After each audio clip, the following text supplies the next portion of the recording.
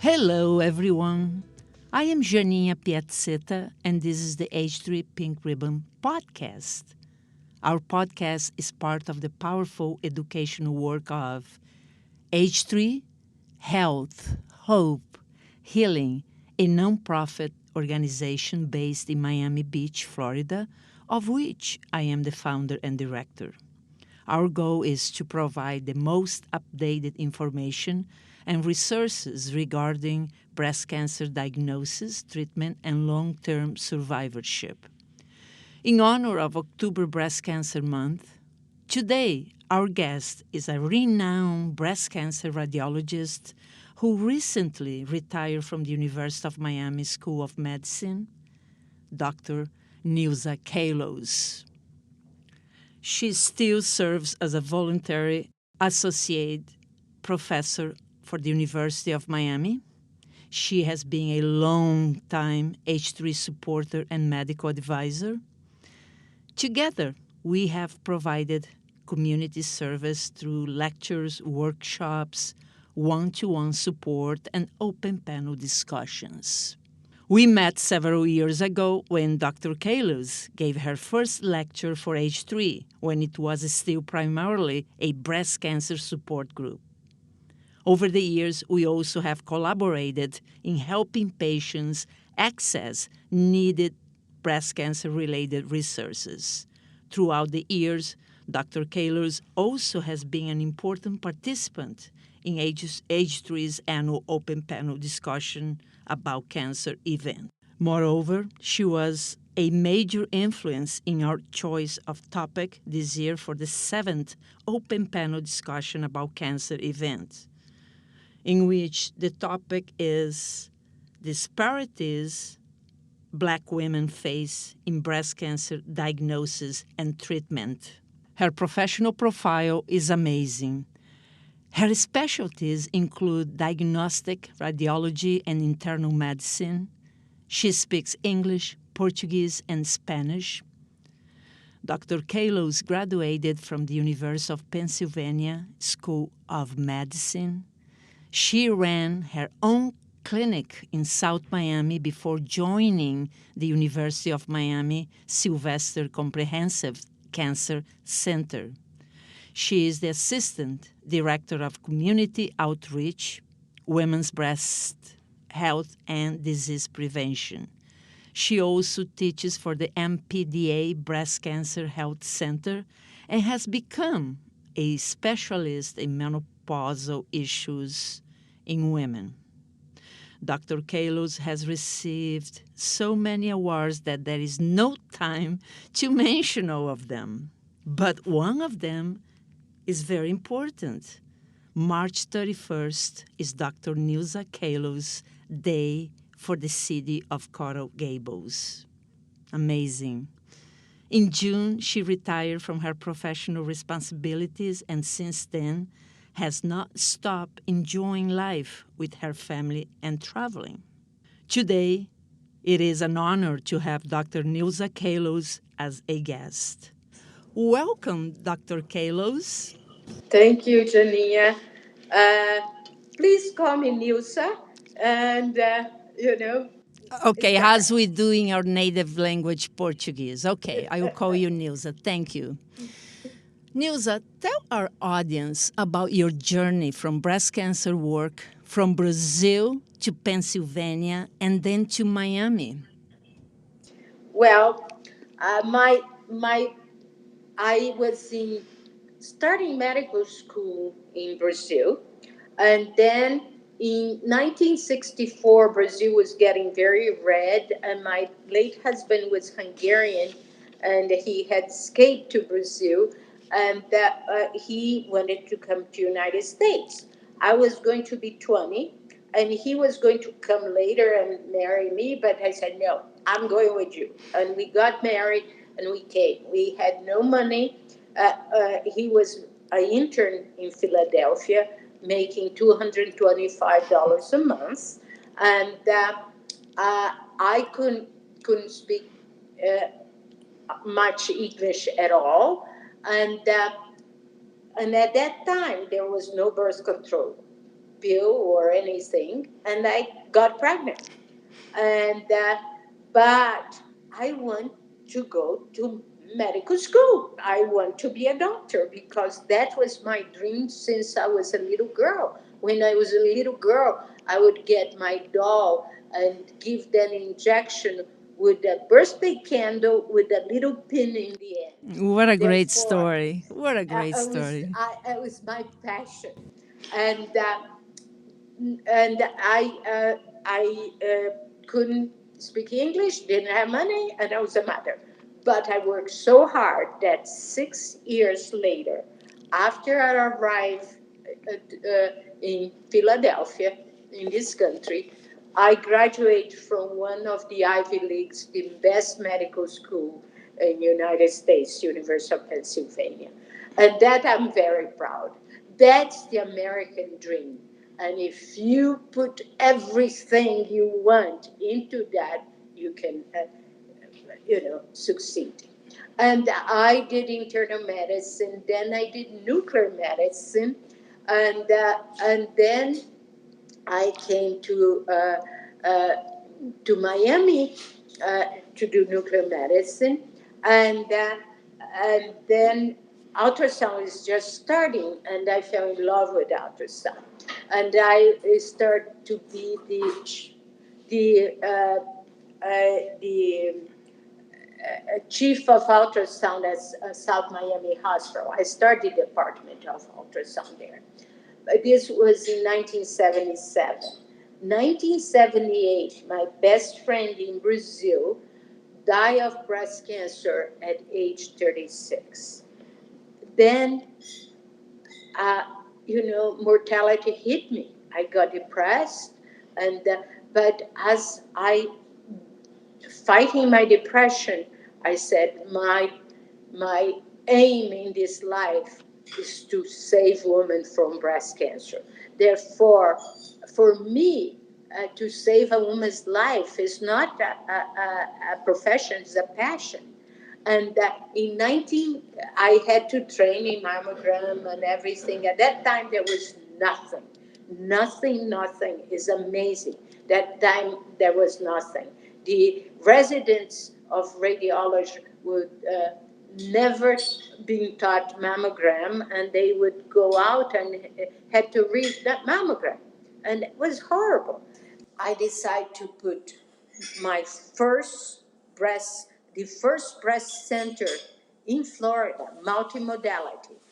By means, could do mammogram and ultrasound.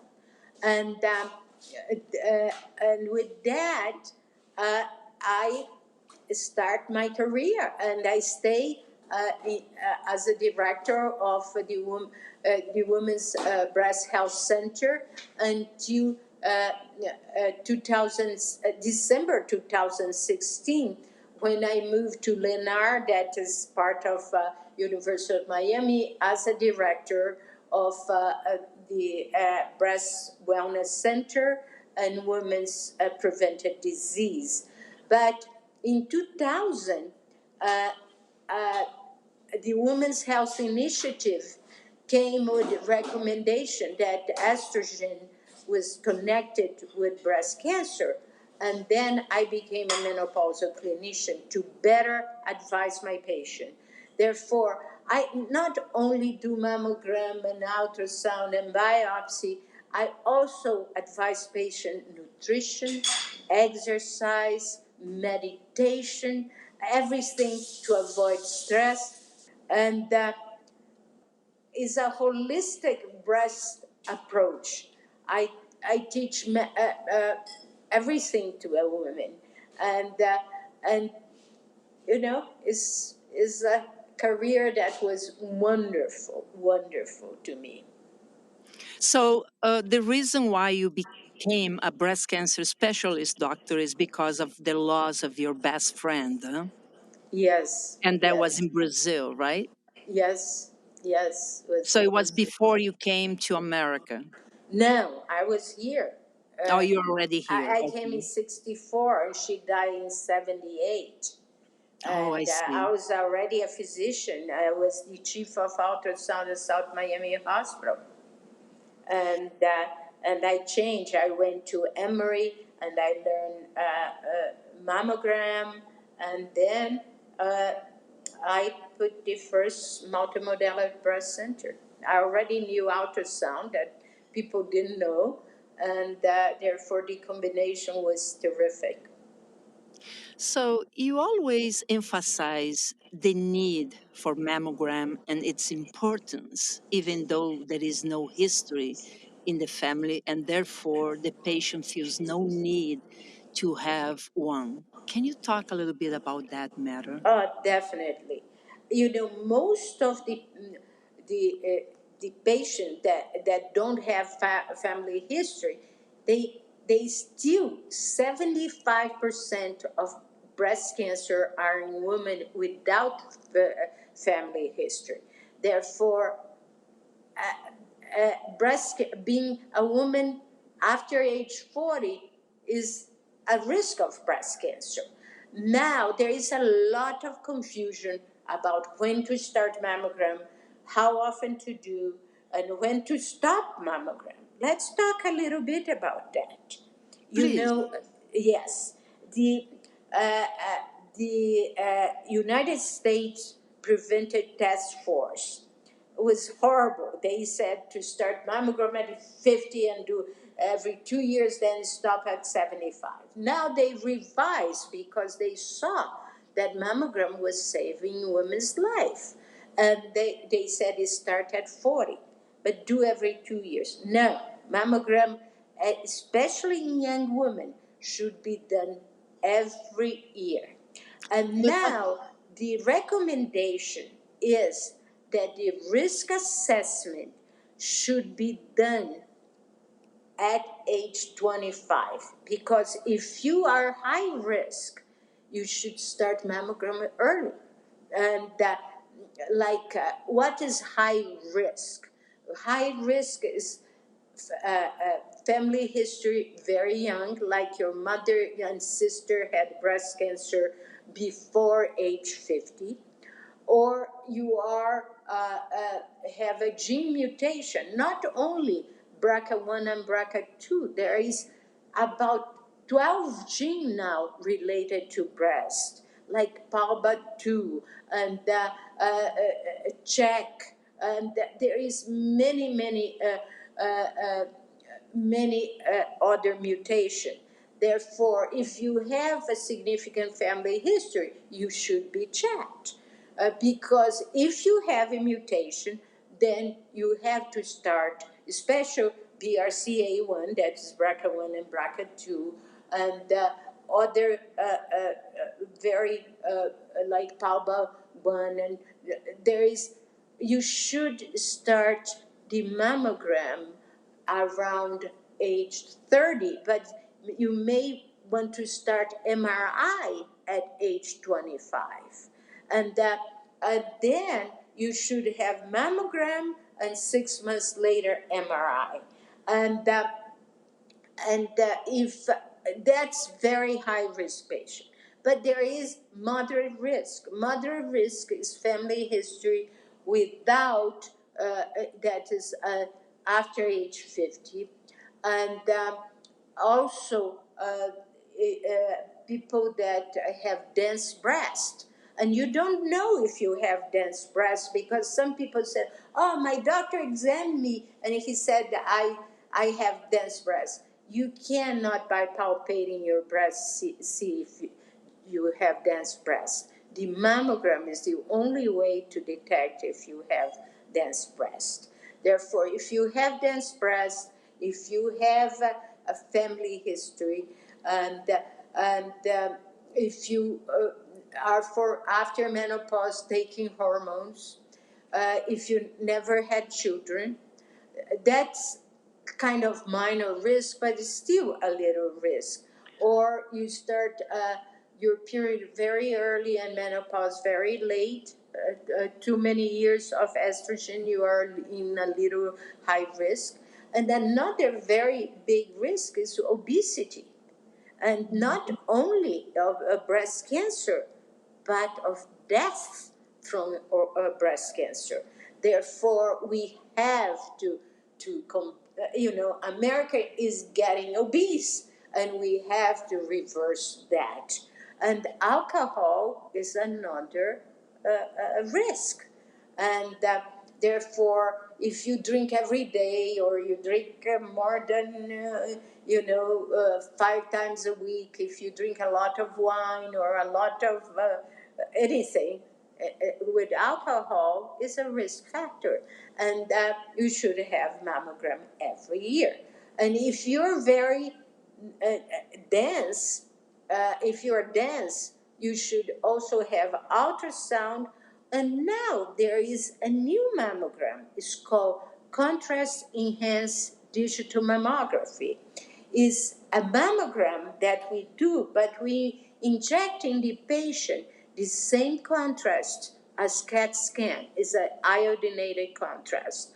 And we take a mammogram, and the computer subtract the dense tissue from the no, from the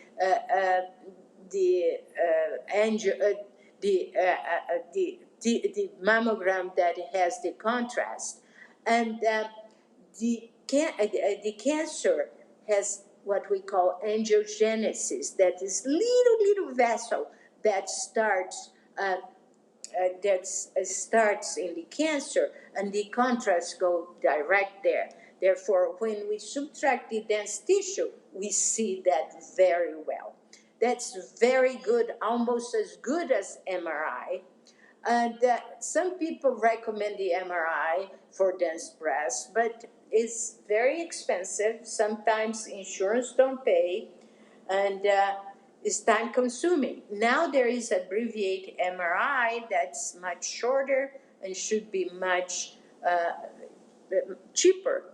And maybe we'll start more in Miami or in other places. There are places that are doing that.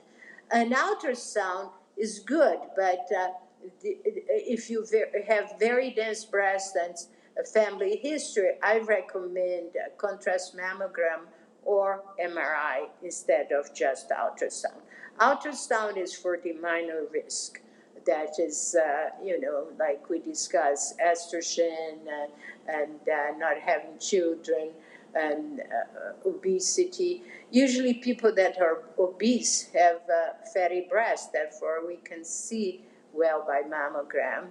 And and, there is another thing that I forgot to say about very high risk.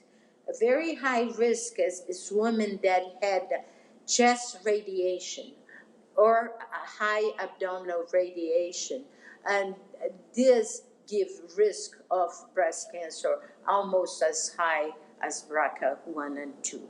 Therefore, this patient also should start having MRI very early. And the what we should say is 5 years, no, eight, not 5, 8 years after you had the radiation, or after age 25, whatever came last.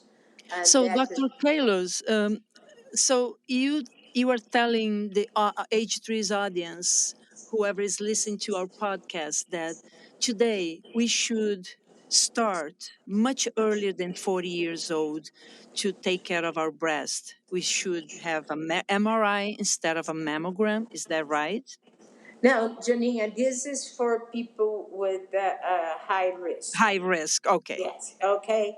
Otherwise, People 40 years old is 40 okay. years old. If you have just a family, a minor risk, like family history after older people in your family, you are taking estrogen.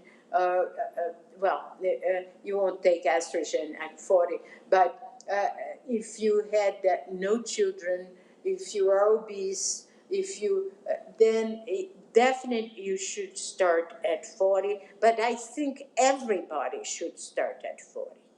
Wow. Everybody, and everybody should ask their primary care physician to see what is their risk factor.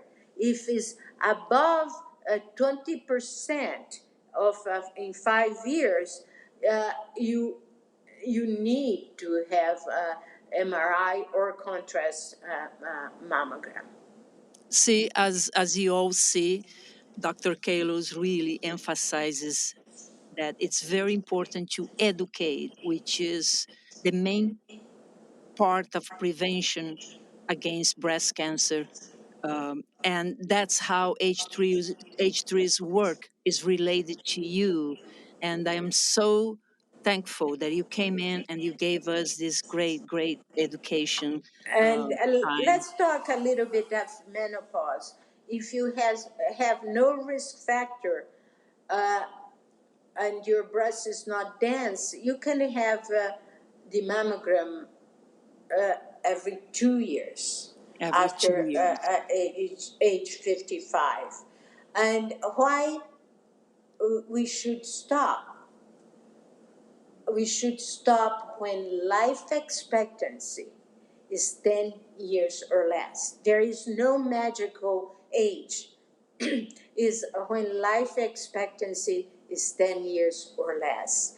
And uh, like if you're 70, but you have Alzheimer, or you have a metastatic brain cancer, or you have other ovarian cancer that is metastatic, you can stop.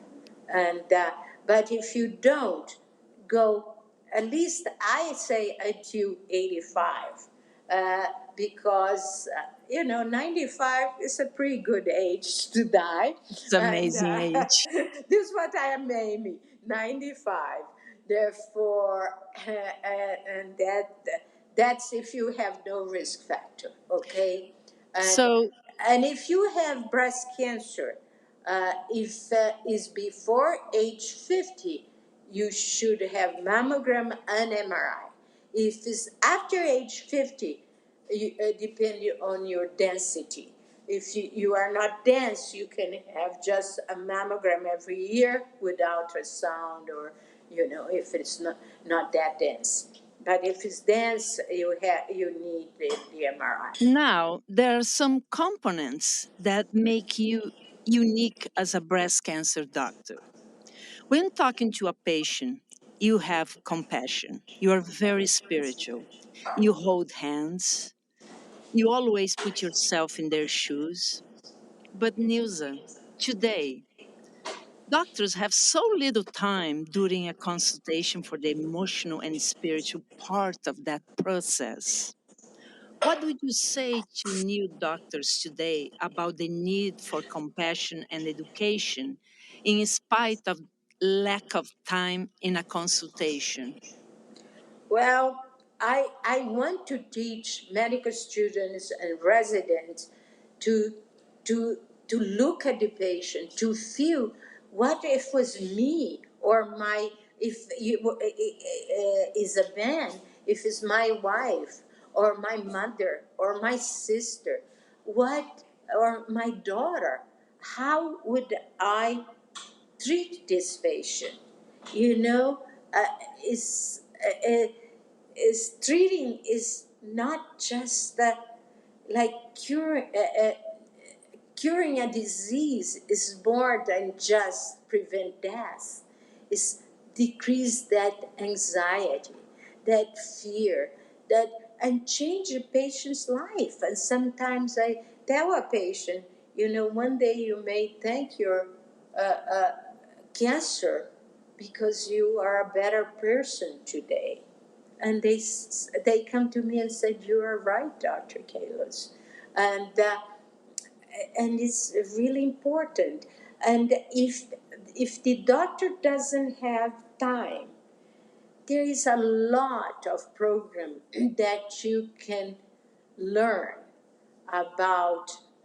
You know, like you are a member of the Breast Cancer Coalition, and Exactly. there are a lot of programs that can teach you.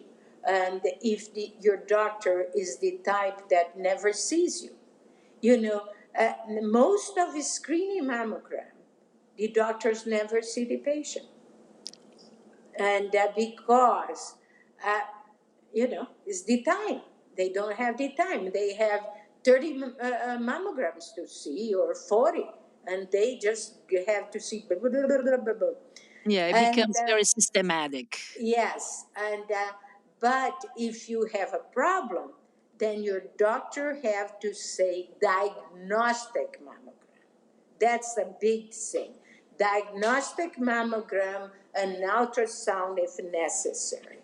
Therefore, when you go, a doctor would see you, would do a spot compression view, would do anything that's necessary, and see if you need an ultrasound and if you need a biopsy. And you leave that place knowing that. But that's if you have a problem. Now, let's talk about the huge disparity in breast cancer diagnosis in Black women, which is the chosen topic for H3's seventh open panel discussion about cancer event this year. Nilza, this topic is very complex and includes cross cultural differences and communication barriers. There is a great need for clinical trials in our Black communities, which is influenced by the understandable lack of trust that Black communities have in the medical system as a result of negative past experiences, including past research abuse and failure for inclusion in the demographically representation trials. These factors contribute to a discrepancy in mortality for breast cancer in Black women. Tell us about your experience with Black female patients and your point of view on this matter. Yes, it's true that black women are not including in the most of research. They are very much minority because of what you said. But there is other things. There is a 40% higher mortality in African American compared to white American. What are the reason? Research is good, but let's see what we can do if we don't have research. What are the reason? One is late diagnosis. You know, uh, uh, African American have a little less cancer than white American, but they have cancer earlier and than most of white Americans, and that therefore they have to start doing a mammogram much earlier and have their their uh, uh, their risk assessment much earlier. Then is another thing. That's one. Therefore, we have to do a screening mammogram, and we have to teach this woman that they have to come to do a screening mammogram. Uh, and I thought about going to school and ask the kids, give the kids a card. Mom, do a mammogram for me, because otherwise they can have a cancer and die. And another reason they get more aggressive cancer, the percentage of triple negative is that there is no estrogen receptor, no progesterone receptor, and no HER2 receptor. That is the most aggressive cancer. They have a higher percentage of that cancer compared to white American.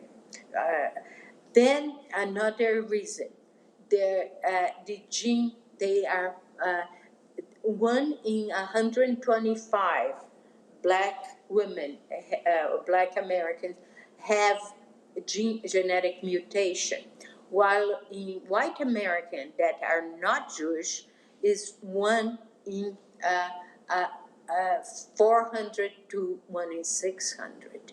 And therefore, if they have family history, we have to test them. And the Ashkenazi is 1 in 40. And the Bahamians, the black Bahamians, is 1 in 25. And that's why? Because small islands, they intermarriage, and that's how it happened. The same thing with the Ashkenaz Jews. And they were in ghettos, they intermarried, and then the mutation persisted. And the other thing, therefore, now we have three: late detection, more aggressive cancer, more genetic, that is, they don't have genetic test, and if they have, they even don't tell this patient the results, and then don't do, if it's positive, don't test their family. That's horrendous. Then the other one is obesity. And there is a tremendous problem with obesity in the African American. And if you study, they don't see themselves as obese, and therefore is a problem. And how can we do early detection more often? Because if an African American is having three jobs, uh, three kids to take care, the least thing they are think about is going taking time for a mammogram. Therefore, we have to go to churches on Sunday with a van to do mammograms. We have to go to business that have a lot of African American employees. We have to go to areas that they live and go to door and ask if they, for them to have a mammogram. By the way, on October 20th, H3, together with the city of Miami Beach and La Liga contra el Cáncer, we are offering all-day free mammograms in North Beach. So I hope that the audience, whoever is listening to us, please, you should contact us or the city of Miami Beach for this matter, which is very, very important, especially for the people that don't have insurance and somehow they are at risk. Yes. And Last FIU has a van that they can as go. well, so does Yes. Jackson Hospital. Oh, Jackson, their van is broken. Oh, thank you for letting us know. Okay. And lastly, I would like to finish our podcast, which was an amazing, amazing educational journey in this time that you spend with us in this podcast. Thank you. But I would like to finish our podcast with your comment on something that is very important to me and all of us, including you: gratitude. Yes. Well, I think gratitude is Oprah in one of her meditations say if the only pray you you say is thank you, that's enough. We have a lot of things. Even so, this country is having a lot of problem. Still, see what is going on, Africa. On Ukraine, on China may be good, but there is no freedom. And therefore, let's give thanks for being in this country. Let's be thanks for our health, for our bed when Amen. we go to lay down, and when we open our eyes, give gratitude for a new day. Give gratitude for your body, for your mind, for your family, your friends, your work, everything. Even for a little flower that you see when you are walking. That's very, very important. Amen. Thank you. Nilza, would you be available if someone from our H3 audience needs a consultation or has a question due to breast cancer issues? Yes, definitely. That's my aim because I retired, but I'm still a healer. And anybody that have a problem or have a positive mammogram, and they can send me pictures, and wants to talk to me or receive their uh, results, and they don't understand what the results say. They don't understand what this estrogen receptor positive, HER2 new positive or negative. They don't understand it. And I'll be more than happy to have a consultation with them. Janina, uh, this I won't charge for this thing. Therefore, anybody can call me, even if you don't have any money.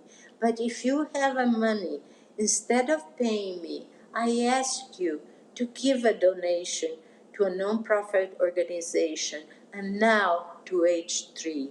And I would appreciate that because we'll save lives if you do that. Save lives from the people that have less resource than you. Therefore, let's do that. And Janina, if anybody contacts you, you can give my email to them. Wonderful, Nilza. Thank you. And it's very simple. Visit our website, h3hope.org, where you will find the donation tab, events, and programs. And you can always email me at info@h3hope.org. Thank you, Nilza, for your You, generous contribution of our H3 Pink Ribbon podcast series. You are amazing, amazing. I wish you the best in this new phase of your life. Please keep having fun, filled with love and abundance of health, hope, and healing. thank you. Thank you very much. And you know I will be always available for you, Janina. Thank you, thank you. God bless you. And now, some news about H3's upcoming event.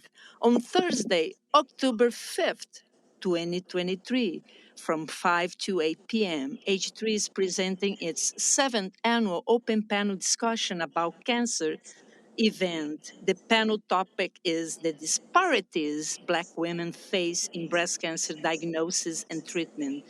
This year, we are partnering with Gilda's Club, Sharsharet, Jewish Breast Cancer Foundation, and Touch, Black Breast Cancer Organization from Annapolis. The event will take place in Fort Lauderdale. Also, Give Miami Day is approaching. All day on Thursday, November 16, is a day of donations for all nonprofits in South Florida. Our work depends on your support, and it is well appreciated. For more information about H3's work, including the panel discussion or specific dates of the next episode, and for the Give Miami Day all day donations, please visit our website, h3hope.org, or email us at info@h3hope.org. This is H3 wishing you an abundance of health, hope, and healing. Thank you.